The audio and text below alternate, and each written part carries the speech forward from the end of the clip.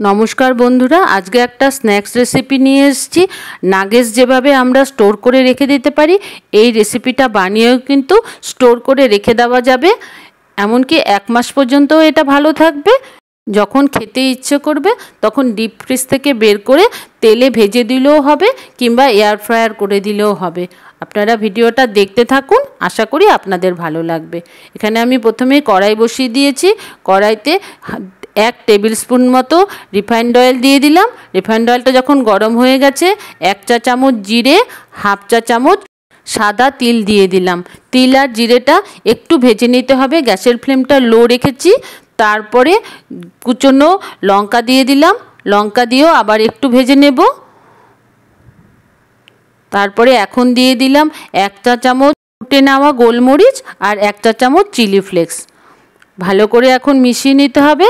বাচ্চাদের জন্য করলে এতটা লঙ্কা দেওয়ার দরকার নেই, আপনারা বুঝে দিয়ে নেবেন।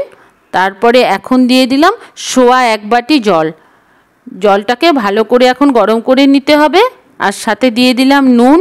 জলটা যখন ফুটতে শুরু করেছে তখন এখানে 1 বাটি সুজি দিয়ে দিলাম। মানে 1 বাটি সুজির জন্য আমি সোয়া 1 বাটি জল ব্যবহার করলাম। এখন এই সুজিটাকে ভালো করে রান্না করে নিতে হবে, যাতে একদম জলটা শুকিয়ে যায়। এই সময় গ্যাসের ফ্লেমটা মিডিয়াম রেখেছি আর পুরো জলটা এরকম শুকিয়ে নিলাম। এরকম যখন শুকনো শুকনো হয়ে গেছে তখন গ্যাসটা অফ করে দিয়ে আমি একটা প্লেটে ঢেলে নিচ্ছি। এটাকে এখন একটু ঠান্ডা করে নেব, যাতে আমি হাতে ধরতে পারি সেরকম ঠান্ডা করলেই হবে।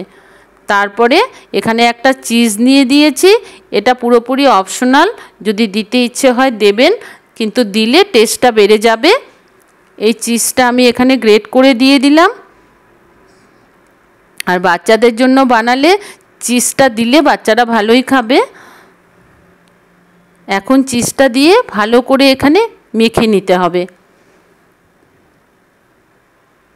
এখন কিন্তু একদম ভালো করে স্মুথ করে এটাকে মেখে নিতে হবে। এরকম যখন মাখা হয়ে গেছে তখন ছোট্ট ছোট্ট এরকম বল তৈরি করে নিলাম। এরকম 2টো বল তৈরি করলাম, 2টো রেডি করে নিয়েছি, আবার 2টো বল তৈরি করেছি, 2টো রেডি করে নিয়েছি। এইভাবে আমি করে নিয়েছি সবগুলো, আমি দেখিয়ে দিচ্ছি। এখন চপবোর্ড নিয়ে নিয়েছি। ওই ছোট বলটা এনে চপবোর্ডের মধ্যে রেখে হাত দিয়ে এরকম রোল করে নিলাম। একটু রোল করলেই কিন্তু এটা হয়ে যাবে, এটা করতে বেশি সময় লাগে না। চাইলে আপনারা বড় বড় করেও রোল করে নিতে পারেন। তারপরে এরকম করে 4টে কেটে নিলাম।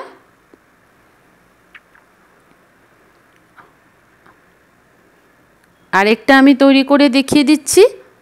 আরেকটাও এরকম নিয়ে নিয়েছি ছোট্ট বল।